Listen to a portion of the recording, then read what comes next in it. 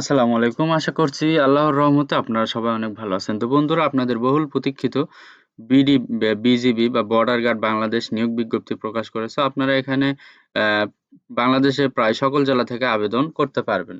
এখানে আপনারা ১৮ থেকে ৩০ বছর হলে আবেদন করতে পারবেন। মহিলা পুরুষ ২ জনে এখানে আবেদন করা যাবে। এখানে ডিজিটাল পদ্ধতিতে ১০২ তম ব্যাচে বিজিবি সিপাহী পদে লোক নেওয়া হবে। তো এখানে আপনারা কোন কত তারিখ থেকে কত তারিখ পর্যন্ত আবেদন করতে পারবেন। এখানে উচ্চতা কত হইতে হবে, ওজন কত হইতে হবে, এরপর শিক্ষাগত যোগ্যতা কি, কি লাগবে, এরপরে এবার ডিজিটাল পদ্ধতিতে কিভাবে আপনারা আবেদন করবেন সবকিছুই থাকছে আজকের এই ভিডিওতে। তো সবাই ধৈর্য ধরে ভিডিওটি দেখতে থাকুন। তো ১ম এই এখানে যে ১ নাম্বার যে ইয়াটা আছে এটা শিক্ষাগত যোগ্যতা ও বেতন স্কেল কিরকম হবে? যেমন এসএসসি সমমানের পরীক্ষায় কমপক্ষে জিপিএ 3 এবং এইচএসসি সমান পরীক্ষায় কমপক্ষে জিপিএ 2.5 পেয়ে উত্তীর্ণ হতে হবে পুরুষ অথবা মহিলা প্রার্থীর ক্ষেত্রে। এখানে বেতন স্কেল ধরা আছে জাতীয় বেতন স্কেল ২০১৫ অনুযায়ী ৯,০০০ থেকে ২১,৮০০ টাকা। তৎসহ বাড়ি ভাড়া, বাসস্থান এবং বিধি মোতাবেক প্রাপ্য অন্যান্য ভাতাদি। এখানে বয়স দেখেন ১৮ থেকে ২৩ বছর এর ভিতরে হইলে এখানে আবেদন করতে পারবেন আপনি। এখানে শারীরিক যোগ্যতা যেগুলো চেয়েছে পুরুষ এবং মহিলা প্রার্থীর ক্ষেত্রে উচ্চতা চেয়েছে 1.676 মিটার অথবা ৫ ফুট ৬ ইঞ্চি। ক্ষুদ্র নিগোষ্ঠীর জন্য এখানে ৫ ফুট ৪ ইঞ্চি হইলে হবে। এটা শুধুমাত্র পুরুষ প্রার্থীর ক্ষেত্রে।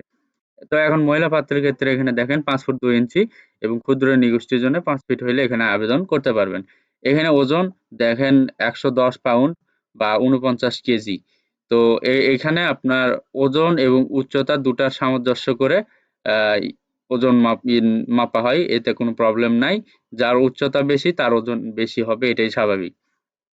এখানে মহিলা প্রার্থীর ক্ষেত্রে দেখেন ৪৭ কেজি হইতে হবে বা ১০৪ পাউন্ড এবং ক্ষুদ্র নিগোষ্ঠীর জন্য ৪৩ কেজি। তো এখানেও একই নিয়ম। এখানে বুকের মাপ দেখেন যে স্বাভাবিক অবস্থায় ৩২ ইঞ্চি এবং স্ফীত অবস্থায় ৩৪ ইঞ্চি হতে হবে পুরুষ প্রার্থীর ক্ষেত্রে এবং ক্ষুদ্র নিগোষ্ঠীর ক্ষেত্রে ৩০ ইঞ্চি এবং ৩২ ইঞ্চি। এখানে মহিলাদের ক্ষেত্রে দেখেন স্বাভাবিক অবস্থায় ২৮ ইঞ্চি এবং স্ফীত অবস্থায় ৩০ ইঞ্চি হইতে হবে। এখানে দেখেন দৃষ্টিশক্তি ৬/৬ চেয়েছে এবং মহিলার দৃষ্টিশক্তি ৬/৬। তো এখানে বৈবাহিক অবস্থা চেয়েছে অবিবাহিত। এখানে দেখেন যে জেলা কোঠা সকল জেলা সমূহ হতে সিপাহী জিডি পদে পুরুষ ও মহিলা প্রার্থী ভর্তি করা হবে। ভর্তি কোঠার সংখ্যা সীমিত। এখানে সীমিত চেয়েছে যে রেজিস্ট্রেশন নিয়োগ বিজ্ঞপ্তির ১, ২ ও ৩ অনুযায়ী আগ্রহী যোগ্য মহিলা প্রার্থীগণ এই যে এখানে লিঙ্ক দেওয়া আছে এই লিঙ্কে ক্লিক করে ১৫ মার্চ ২০২৪ ১০ ঘটিকা হতে ২৪ মার্চ ২০২৪ ২টা ৪০ পর্যন্ত এখানে অনলাইনের মাধ্যমে আবেদন করতে পারবেন। তো এখানে আপনারা ডিজিটাল পদ্ধতিতে কিভাবে আবেদন করবেন? এখানে দেখেন ১ নাম্বার যে যোগ্যতা পরীক্ষা নিয়োগ বিজ্ঞপ্তিতে আবেদন করুন এবং আ যে ধাপ প্রণালী আছে সেইগুলো কমপ্লিট করতে হবে। এরপরে রেজিস্ট্রেশন করতে হবে। এখানে রেজিস্ট্রেশন কিভাবে করবেন সবকিছুই দেওয়া আছে। এখানে আপনি যোগ্য হলে ব্যক্তিগত মোবাইল নম্বরটি দিন এবং যদি ইমেইল ঠিকানা হতে থাকে এরপর এগিয়ে যান বাটনে ক্লিক করুন। তো এভাবে আপনাকে ডিজিটাল পদ্ধতিতে আবেদন করতে হবে এবং আবেদন ফি জমা। এখানে আবেদন ফি জমা দিতে হবে। দেওয়ার পর একটি ইউজার আইডি এবং পাসওয়ার্ড নিয়ে আপনাকে অ্যাডমিট কার্ড বের করে নিতে হবে। এরপর শিক্ষাগত যোগ্যতা যাচাই করা হবে। আপনি যে এসএসসি বা এইচএসসি পাস করছেন সবকিছু যাচাই বাছাই করে আপনাকে একজন যোগ্য প্রার্থী হিসেবে গণনা করা হবে। এরপরে ব্যক্তিগত তথ্য প্রদান ও ছবি আপলোড। এখানে আপনি যে ব্যক্তিগত তথ্যগুলো দিয়েছেন এবং আপনার যে ছবিগুলো দিয়েছেন এগুলো সবকিছু ঠিক আছে কি না, না আপনি ভুয়া তথ্য দিয়েছেন সবকিছুই তারা যাচাই বাছাই করে আপনাকে আহ, পরবর্তী ধাপে নিয়ে যাবে। এরপর অ্যাডমিট কার্ড ডাউনলোড। তো আপনার যদি উপরের ৫টি ধাপ কমপ্লিট থাকে সবকিছুতে যদি আপনি যোগ্য হন তাহলে আপনি অ্যাডমিট কার্ড বের করে নিতে পারবেন পরীক্ষার জন্য। তো অ্যাডমিট কার্ডের জন্য আপনাকে আর কোনো কিছু করতে হবে না। ডিরেক্ট অ্যাডমিট কার্ড বের করবেন। বের করে আপনি যেদিন পরীক্ষা শুরু হবে সেদিনে পরীক্ষা দিতে যাবেন বা মাঠ যেদিন শুরু হবে সেদিন মাঠ করতে যাবেন। এখানে দেখেন প্রার্থীদের মেডিকেল ও লিখিত পরীক্ষা গ্রহণ কিভাবে পরীক্ষা হবে যে নির্বাচনের ক্ষেত্রে প্রার্থীদের পর্যায়ক্রমে প্রাথমিক ডাক্তারি পরীক্ষা, লিখিত পরীক্ষা ও চূড়ান্ত ডাক্তারি পরীক্ষা গ্রহণ করা হবে। শুধুমাত্র নির্বাচিত প্রার্থীদের জন্য ফাস্টিং সুগার, এইচবিএস, এজি এগুলা সব পরীক্ষা করা ড্রপ টেস্ট করা হবে। তারপরে তার অ্যাজমা আছে কিনা সেগুলো পরীক্ষা করা হবে।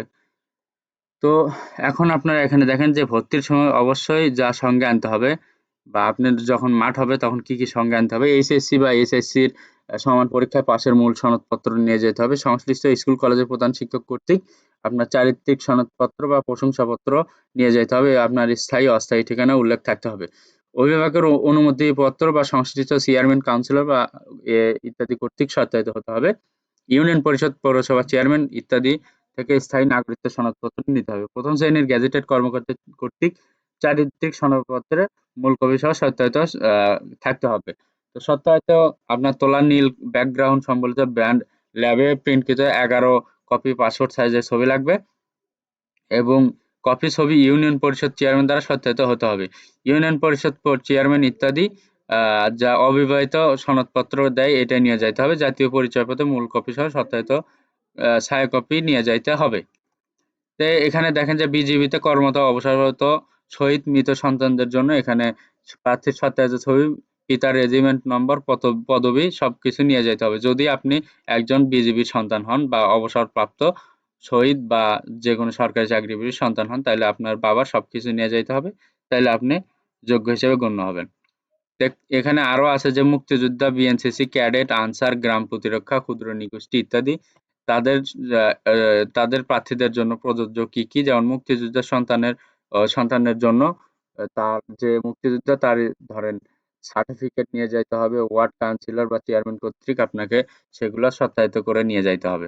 এরপরে বিএনসিসি ক্যাডেটদের জন্য যে বিএনসিসি আগ্রহী ক্যাডেট বিজিবিতে ভর্তি ক্ষেত্রে বিএনসিসি রেজিমেন্ট কমান্ডার কর্তৃক স্বাক্ষরিত সনদপত্র এবং পরিচয়পত্র উপস্থাপন করতে হবে। তো সবগুলার জন্য একই রকম সরকারি এতিমখানা নিবাসী সে যে এতিম তার প্রধান কর্তৃক স্বাক্ষর করা একটি সনদপত্র নিয়ে যেতে হবে। খেলোয়াড়দের এখানে আবেদন করার অগ্রাধিকার আছে দেখতেছি। এখানে দেখেন বিশেষ দ্রষ্টব্য দিয়েছে কি কি, প্রার্থীর নাম, ঠিকানা ইত্যাদি, জেলা ইত্যাদি যদি ভুল থাকে তাহলে সে গ্রহণযোগ্য হবে না এবং অযোগ্য বলে বিবেচিত হবে। এখানে কোনো প্রার্থীর যদি কোনো মামলা থাকে তাহলে সে আবেদন করতে পারবে না এবং তাকে বিজি ভর্তির জন্য অযোগ্য হিসেবে গণ্য করা হবে। এরপরে সে যদি এর আগে কোনো সশস্ত্র বাহিনীতে চাকরি করে থাকে এবং সেই চাকরি থেকে যদি অব্যাহতি দিয়ে থাকে তাহলে কিন্তু সে এখানে যোগ্য হিসেবে গণ্য হবে না। এরপরে ডাক্তারি পরীক্ষায় ডোপ টেস্টে মাদকাসক্ত হইলে সে কিন্তু চাকরি থেকে অযোগ্য হিসেবে গণ্য হবে। তো এখানে দেখতে পারতেছেন যে বিজিবি ওয়েবসাইট ভর্তি সংক্রান্ত যে কোনো তথ্যের জন্য আপনি এই ওয়েবসাইটটা ভিজিট করতে পারেন। তো বন্ধুরা আজকের ভিডিওটি এই পর্যন্তই। যদি আমার এই ভিডিওটি ভালো লাগে অবশ্যই আমার এই ইউটিউব চ্যানেলটি আপনারা সাবস্ক্রাইব করে রাখবেন, আনলিমিটেড জব ইনফো বিডি, এবং এই ভিডিওটি আপনি দেখার পাশাপাশি ভিডিওটি শেয়ার করে রাখবেন যাতে আপনার বন্ধুরা এখান থেকে উপকৃত হতে পারে।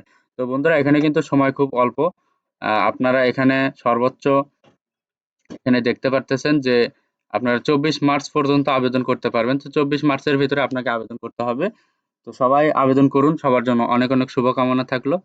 সবাই ভালো থাকবেন, সুস্থ থাকবেন। আল্লাহ হাফেজ।